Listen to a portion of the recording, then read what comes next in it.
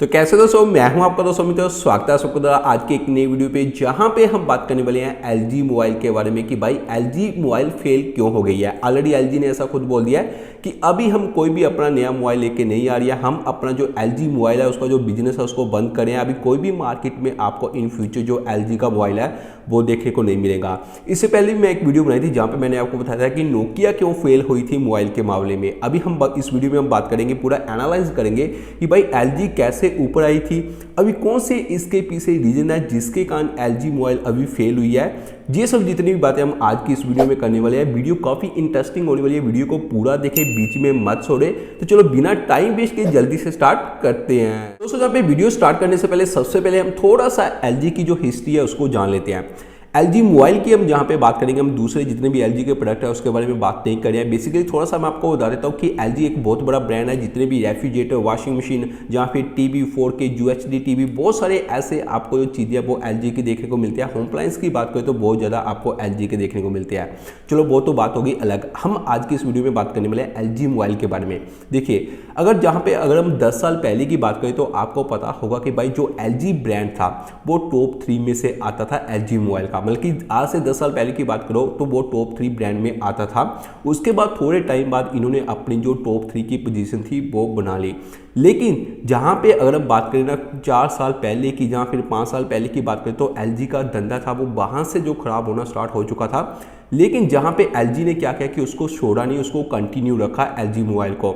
हर साल वो क्या करती थी कि कम से कम 4.5 बिलियन उसका जो एक मोबाइल बिजनेस में वो इतना पैसा लगाती थी, लेकिन उसको इतनी अर्निंग नहीं होती थी। फिर वो कंटिन्यू ऐसे लगाती कि हर ईयर वो क्या करते थे कि 4.5 बिलियन का टर्नओवर रखते थे कि इतना हम जहाँ पे अपने मोबाइल की जो प्रोडक्शन है वहाँ पे लगाएंगे। लेकिन हर बार देखा जाए तो उनको कोई भी रेवेन्यू जहाँ से नहीं मिलता था, उनको बहुत ज़्यादा लॉस हो रहा था। LG ने सोचा क्यों ना हम इसको कंटिन्यू इसलिए रखते हैं क्योंकि हमारा जो मोबाइल का ब्रांड है LG वो काम करता रहे, वो मार्केट में आता रहे। लेकिन जहाँ पे कंटिन्यू उन्होंने ऐसा नहीं किया, अभी फाइनल उन्होंने ऐसा सोच लिया कि भाई हमारा जो धंधा है अभी काफ़ी ज़्यादा लॉस में जा रहा है। ऐसा नहीं कि हम कभी सोचते थे कि भाई इस ईयर नहीं तो नेक्स्ट ईयर हमारा जो LG फ़ोन है वो ऊपर आएगा, नेक्स्ट ईयर नहीं तो कभी ऊपर आएगा। लेकिन काफ़ी टाइम से वो ऐसा करते रहे, लेकिन जो उनको कोई भी रेवेन्यू इससे जनरेट नहीं हो रहा था, कोई भी अर्निंग नहीं हो रही थी। तो फाइनली उन्होंने जो क्या किया कि इस धंधे को डिसकंटिन्यू कर दिया। अभी आगे से आपको कोई भी जो LG का मोबाइल होगा वो आपको देखने को नहीं मिलेगा। तो LG बहुत सारे ऐसे मोबाइल के पार्ट्स थे जो खुद बना के दूसरी कंपनियों को भी देता था। मोबाइल के पार्ट्स की जहाँ पे बात करें, जैसे IPS डिस्प्ले पैनल की बात करें तो बहुत सारी कंपनियां जो LG का IPS डिस्प्ले पैनल है उसको यूज़ करती है। लास्ट टाइम मैंने आपको बताया था एक सैमसंग का जो डिस्प्ले के बारे में एक पूरी वीडियो मैंने बनाई थी, वहाँ पे मैंने आपको बताया था कि ऑलरेडी आईफोन ने भी जो LG की जो IPS डिस्प्ले है उसको यूज़ करना स्टार्ट किया था। उसके बाद ये बैटरी आपको जो है LG की बहुत ज़्यादा बैटरी देखने को मिलती है। बहुत सारी कंपनियाँ LG से अपनी बैटरी मैन्युफैक्चर करा के उसके ऊपर अपने ब्रांड का टैग लगाती हैं। उसके बाद यहाँ पे बात आती है सेमीकंडक्टर डिवाइस के बारे में। बहुत सारे सेमीकंडक्टर जो कंपोनेंट होते हैं वो भी LG बना के देता है। इतनी बड़ी मार्केट नहीं है जैसे कि हम बात करें यहाँ पे सैमसंग की। सैमसंग तो एक बहुत बड़ी चिप मेकर भी बनाता है, बहुत सारे इसमें सेमीकंडक्टर हमको देखने को मिलते हैं। बहुत सारे पार्ट्स होते हैं जो मोबाइल के अंदर लगते हैं वो सैमसंग बनाता है, लेकिन ये LG भी बनाता था थोड़े कम, बल्कि इतनी क्वांटिटी में नहीं बनाता था, थोड़ी कम क्वांटिटी में जितने भी ये मोबाइल के पार्ट्स थे वो बनाता था। तो जहाँ पे ये बात होगी कि LG कौन कौन से अपने कंपोनेंट बना के दूसरी कंपनी, जितनी भी मोबाइल कंपनी होती है उनके आगे सेल करता था। लेकिन जहाँ पे बात ऐसी है कि आज से अगर हम 5 साल पहले की बात करें तो जो LG का धंधा था बिल्कुल ठीक ठाक चल रहा था, कोई भी प्रॉब्लम हमको इसमें देखने को नहीं मिल रही थी। काफ़ी ज़्यादा लोग थे वो LG के मोबाइल को ले रहे थे। अगर हम जहाँ से थोड़ा सा पीछे जाते हैं 5-6 साल पहले तो फिर भी अच्छा धंधा चल रहा था। लेकिन जहाँ पे क्या होती है कि चाइनीज़ कंपनियाँ आ जाती हैं मार्केट में। आपको पता है कि भाई चाइनीज़ कंपनियों ने कितनी बड़ी बड़ी कंपनियों का धंधा खराब करके रखा है। तो जहाँ पे जैसे चाइनीज़ कंपनियाँ आती हैं, Xiaomi कंपनी आ जाती है, या फिर दूसरी जितनी भी कंपनियाँ आती हैं मोबाइल की, तब जहाँ पे LG को थोड़ा सा समझ नहीं लगता, ये धंधे को समझ नहीं पाते और ये देखते हैं कि भाई जहाँ पे अभी इंडिया की बात करो, जहाँ पे जितनी भी एशियन मार्केट है वहाँ पे अगर हम चाइनीज़ मार्केट को कैप्चर नहीं कर पा रहे तो बेटर हम दूसरी जितनी भी मार्केट है वहाँ पे जाएं। तो जहाँ पे इन्होंने क्या किया कि जहाँ पे धंधा छोड़ के ये क्या करते हैं कि USA मार्केट में जाते हैं, कोरिया मार्केट में जाते हैं और ब्राज़ील मार्केट में जाते हैं, जहाँ से इनकी स्टार्ट होती है सबसे बड़ी गलती। जहाँ ये क्या करते हैं कि जैसे चाइनीज़ मार्केट आती है ना, ये डर के अपनी मार्केट को चेंज कर लेते हैं। इनको जहाँ पे ये गलती नहीं करनी चाहिए थी, उनके साथ कंपटीशन करना चाहिए था। इन्होंने सोचा भाई हम इतने जो चीप जहाँ फिर कम प्राइस में इतने अच्छी अच्छी डिवाइस नहीं बना सकते, हमको पैसा इंक्रीज़ करना पड़ेगा। अगर पैसा इंक्रीज़ होता है प्रोडक्ट के ऊपर तो ऑलरेडी उसकी जो वैल्यू होती है वो भी इंक्रीज़ होती है।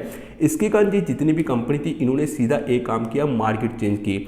अभी इन्होंने सोचा कि अगर हम मार्केट चेंज करें तो हो सकता है कि चाइनीज़ मैन्युफैक्चर वहाँ तो नहीं आएंगे जितनी भी मोबाइल की कंपनियाँ, लेकिन जहाँ से इनकी सबसे बड़ी पहली जो गलती होती है ये स्टार्ट होती है। सबसे पहले ये जाते हैं यूएसए मार्केट में। यूएसए मार्केट में जब ये जाते हैं वहाँ पे ऑलरेडी एक अच्छे ब्रांड, सैमसंग की बात करो, आईफोन की बात करो, वहाँ ऑलरेडी ये अपनी मार्केट को पकड़ के बैठे हैं। तो जहाँ उनको बीट करना, जहाँ पे एलजी के लिए बहुत मुश्किल था, हो सकता था कि ये चाइनीज़ कंपनियों को बीट कर सकता था, लेकिन जहाँ ये अपनी मार्केट को स्विच करके सबसे बड़ी गलती करते हैं ये। उसके बाद ये जाते हैं साउथ कोरिया में। साउथ कोरिया में जहाँ पे बात करें तो भाई ऑलरेडी वहाँ भी सैमसंग अपनी जो मार्केट है उसको कैप्चर करके रखा था। उसका तो ये अपने देश का कंट्री ब्रांड था, तो वहाँ तो सैमसंग चलेगा ऑलरेडी वहाँ मार्केट वो कैप्चर करके बैठा था। उसके बाद बात करें ब्राज़ील की, तो जहाँ पे ये तीसरी बार जाते हैं ब्राज़ील, तो ब्राज़ील भी ऑलरेडी बहुत अच्छी मार्केट पकड़ के बैठा था। वहाँ जो सैमसंग ब्रांड है या फिर आईफोन ब्रांड है, तब आईफोन काफ़ी ज़्यादा ऊपर आ रहा था। और खासकर जितनी भी ये कंट्रियाँ हो गई ना, जैसे ब्राज़ील हो गया,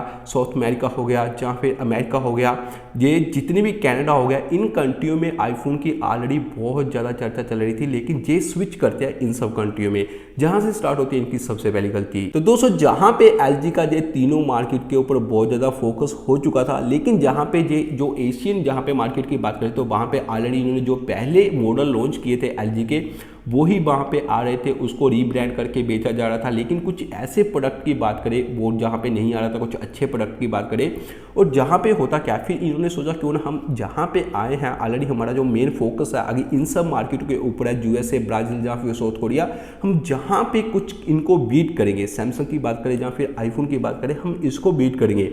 ये काम सबसे मुश्किल था। ऐसा नहीं कि एलजी ने कुछ नहीं किया भाई, एलजी ने बहुत अच्छे इनोवेशन किए हैं, अच्छे से आपको स्मार्टफोन देखने को मिले हैं, अच्छी क्वालिटी के स्मार्टफोन देखने को मिलते हैं एलजी के। और जहाँ तक तब इन्होंने पहला अपना जो पेटेंट था रोलेबल डिस्प्ले की, जहाँ पे बात करो, जो अभी तक मार्केट में नहीं आया है, उसका एक पेटेंट इन्होंने तभी बनाया था। उसके बाद फोल्डेबल फ़ोन की बात करें तब भी एलजी ने पहला एक जो पेटेंट था वो रेडी किया था फोल्डेबल फ़ोन का। बल्कि इन्होंने ऐसे पेटेंट रेडी किए, हालांकि वो मोबाइल लॉन्च नहीं हुए, एक पेटेंट था, लेकिन जहाँ पे इन्होंने उसको लेके नहीं आए।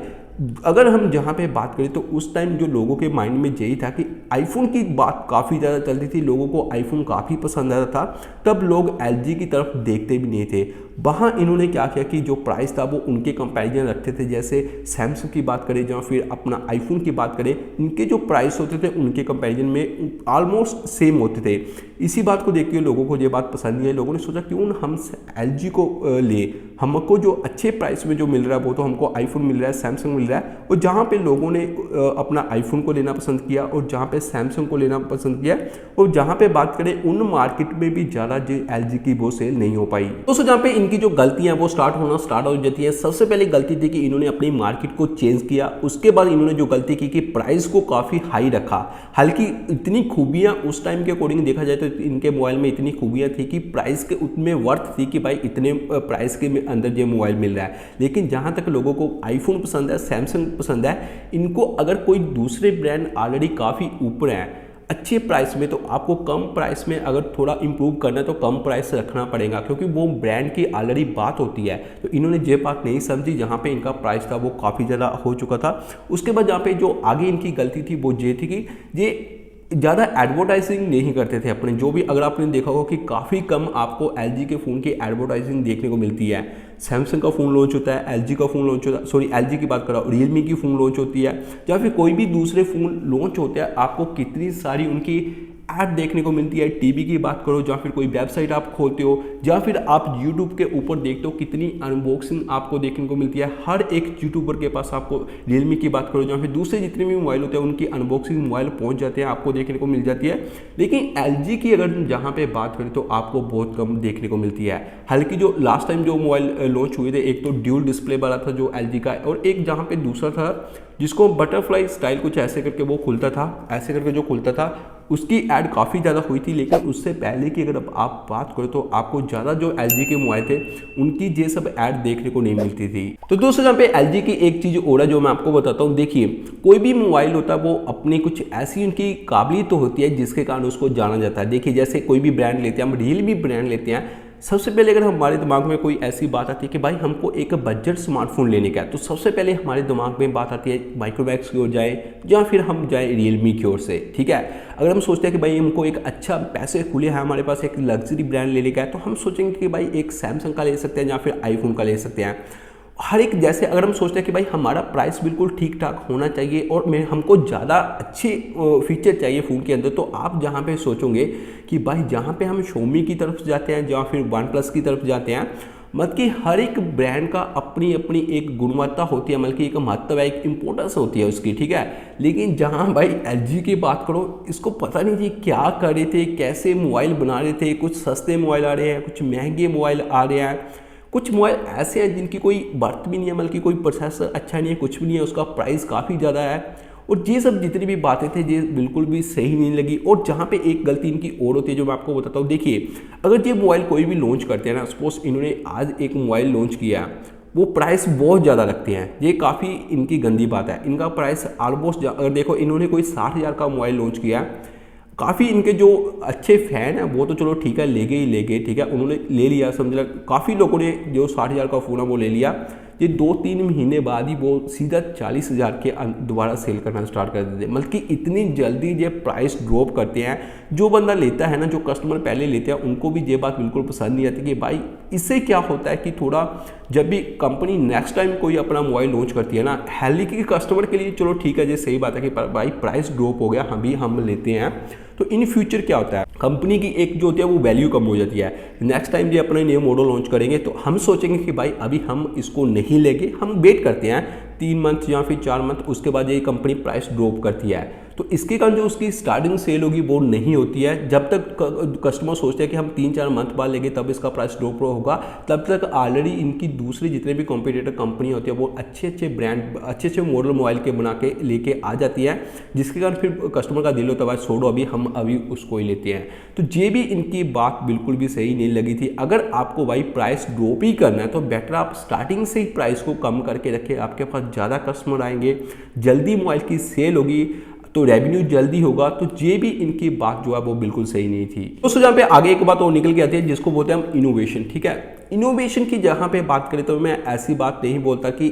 LG ने इनोवेशन नहीं किया, कुछ यूनिक नहीं किया, यूनिक किया, बहुत अच्छा यूनिक किया, सही यूनिक किया, लेकिन हर एक को उसका जो यूनिक चीज़ें थी वो पसंद नहीं आई। जब भी कोई भी इनोवेशन होता है वो कस्टमर की डिमांड को देख के होना चाहिए, मतलब कि कस्टमर कैसा फ़ोन चाहता है। सपोज अगर हम आज कुछ ऐसा मोबाइल लॉन्च किया, कोई गेमिंग फ़ोन लॉन्च कर रहा है, तो कस्टमर की अच्छा चल रहा है, ठीक है, गेमिंग अच्छी चल रही है, फास्ट चल रही है, बहुत ज़्यादा सेल होगी, तो हम चूज़ करेंगे कि भाई ये वाला जो गेमिंग का मॉडल है हम नेक्स्ट टाइम इसको थोड़ा अपग्रेड करेंगे, बल्कि कस्टमर की रिक्वायरमेंट को पूरा करेंगे। हम क्या करेंगे कि साइड में जो गेमिंग का बटन है वो भी लगा देंगे, या फिर जैसे पीछे लगा देंगे, या फिर बल्कि कस्टमर को आसानी हो नेक्स्ट बार, और थोड़ा प्राइस हम इंक्रीज़ कर देंगे। बल्कि हम जो इनोवेशन कर रहे हैं हम कस्टमर की डिमांड को ध्यान में रखते हुए कर रहे हैं, मतलब कि कस्टमर की क्या रिक्वायरमेंट हो सकती है। लेकिन जहाँ पे इनके इनोवेशन की बात करो तो मेरे को इनका, जैसे हम बात करें ना भाई, इनका जो LG का ड्यूल स्क्रीन वाला मोबाइल आया था, ऐसे करके जो खुलता था, सच्ची में मेरे को अगर दिल से मैं बताऊँ ना भाई, मेरे को पता नहीं गुस्सा आया भाई, क्या चीज़ बना के रखी है। हालांकि उसमें से एक मोबाइल आप निकाल भी सकते हो, लेकिन क्या जरूरत है कि कोई भी बंदा आज के ज़माने में देखा जाए तो उनको स्लिम फ़ोन चाहिए होते हैं, मतलब कि जिसे इजी मैसेज टाइप हो सके, फास्ट होने चाहिए, थोड़े ऐसे ये कॉम्प्लिकेटेड नहीं होने चाहिए। कौन बंदा ऐसे करके फ़ोन खोल के भाई ऐसा करेगा, मेरे को ये बात इनकी समझ नहीं करके आई। वो भी ड्यूल स्क्रीन है, ना कि फोल्डेबल स्क्रीन है। तो ये थोड़ी सी इनको ध्यान पे रखना चाहिए कि भाई कस्टमर को ये चीज़ें पसंद आएंगी या फिर नहीं आएगी। और जहाँ भी जब ये वाला वो मॉडल लॉन्च करते हैं ना, स्टार्टिंग में जो इसका प्राइस काफ़ी हाई होता है और फिर एकदम से फ्लिपकार्ट के ऊपर जो प्राइस बिल्कुल उसका ड्रॉप कर जाते हैं। बहुत सारे लोगों ने इसको परचेस भी किया था बाद में, लेकिन बहुत सारे लोग बोलते थे कि भाई इनका फ़ायदा क्या है ड्यूल स्क्रीन का, क्या मतलब कि थोड़ा क्या है ये, कोई मोबाइल लॉन्च हो रहा है तो भाई अच्छा हो, स्मार्ट हो, ठीक है। स्मार्टफोन का मतलब क्या होता है कि वो स्मार्ट होना चाहिए, कॉम्प्लिकेटेड ज़्यादा नहीं हो, उसमें आपको जो है एक्यूरेसी अच्छी मिलनी चाहिए, लेकिन ऐसे फ़ोन खुलता है। और उसके बाद ये क्या करते हैं कि भाई एक कौन सा कस्टमर ने बोला था कि भाई इनको ऐसे करके जो फ़ोन होता था, एक मेरे को नाम नहीं याद आ रहा, फोटो दिखा दो, ऐसे करके जो खुलता था, कौन से कस्टमर की रिक्वायरमेंट होती है कि भाई एक फ़ोन लेके आओ ऐसे करके जो खुलता है, क्या चीज़ है भाई ये। शायद कुछ लोग ऐसे हो गए जिनको भाई ये सब फ़ोन पसंद आता होगा, लेकिन अगर मैं खुद अपनी बात करूँ तो मेरे को इन दोनों मॉडल में से मेरे को कोई भी इसकी चीज़ बिल्कुल पसंद नहीं आई, क्योंकि ऐसे करके खुलता है, नीचे आप मैसी टाइप करो, ऐसे करके डिस्प्ले है। तो ये सब बल्कि इनको अगर इनोवेशन करना है तो भाई कस्टमर की रिक्वायरमेंट देखो, कस्टमर के लिए आसानी हो, अपने हिसाब से आप सोचते हो कि भाई हम ऐसे वाला फोल्डेबल फ़ोन निकाल देंगे, ऐसे वाला फोल्डेबल निकालेंगे, वो बात नहीं होती। आपने निकाल दिया, निकालने का क्या फ़ायदा। हम भी बहुत सारी चीज़ें सोचेंगे कि भाई मोबाइल को ऐसे 5 से बैंड होने चाहिए, तो कस्टमर क्या ऐसे करके मोबाइल को पैक ही करता रहेगा। अगर इतने सारे स्क्रीन बैंड कर दिए तो कस्टमर को क्या है, आपने तो बना के, चलो ठीक है, आपने बना के दे दिया कि भाई हमको ये पसंद आ रहा है, हमने मार्केट में ऐसे वाला स्मार्टफोन उतार दिया, ओके, लेकिन क्या कस्टमर उसको परचेस करेगा। अगर उसको कस्टमर ही नहीं परचेस करेगा तो भाई आपका रेवेन्यू कैसे होगा। तो कंपनी तो आपको बंद करनी पड़ेगी ना, जो अभी आप कर रहे हो। तो बल्कि इनके इनोवेशन की बात करो, ओके ठीक है करते हैं, लेकिन कस्टमर के अकॉर्डिंग इनके इनोवेशन बिल्कुल भी नहीं सही नहीं थे। तो जब लास्ट में अगर मेन मुद्दे के ऊपर आए तो ये बात निकल के आती है कंपनी बंद क्यों हुई। सबसे पहले बात है कि इनके जो इनोवेशन थे वो कस्टमर के अकॉर्डिंग नहीं थे। जो भी ये अपना कुछ नया चेंज लेके आते थे मोबाइल में, वो अपनी मर्जी से लेके आते थे। प्राइस इनके काफ़ी हाई थे, इनको मार्केट का नहीं पता चल रहा था कि भाई कौन सी मार्केट में लोगों को कैसे फ़ोन पसंद होते हैं। इस मामले में आपको बताऊँ ना, रियलमी एक ऐसी कंपनी मेरे को लगती है, वो कस्टमर को समझती है कि भाई इंडियन कस्टमर को कैसे मोबाइल चाहिए, बांग्लादेश मार्केट में कैसे कस्टमर चाहिए, या फिर चाइनीज़ मार्केट में कैसे कस्टमर चाहिए। वो कस्टमर को समझते हैं, उनकी रिक्वायरमेंट को समझते हैं, फिर मोबाइल को बनाते हैं। रियलमी मेरे को ऐसी कंपनी लगती है जो सबसे जल्दी कस्टमर को समझती है। उसके बाद मेरे को माइक्रोमैक्स एक ऐसी कंपनी लगती है, माइक्रोमैक्स की अभी थोड़ी थोड़ी ऊपर आ रही है। उसके बाद और भी बहुत सारे जहाँ पे देखा जाए तो इनके बातें जो मेरे को, एक तो वो ज़्यादा अपनी एडवर्टाइजिंग नहीं कराते थे फ़ोन की, क्योंकि एक चीज़ है, आपने सुना होगा कि जो दिखता है वो ही बिकता है। तो अगर कुछ दिखाओगे आप भाई तो तभी तो बिकेंगे ना। उसके कारण ये भी बहुत सारे कारण थे। और कंपनी कंटिन्यू इतने घाटे के ऊपर जा रही थी 3-4 साल से, और इन्होंने कुछ कंपनी के ऊपर कुछ नहीं किया। जहाँ फिर कंपनी को बंद करे, मेन जो आपके मॉडल है जहाँ फिर वही निकाले, अच्छे मॉडल निकाले, कम प्राइस में निकाले, वो भी इन्होंने इसके ऊपर ध्यान नहीं दिया।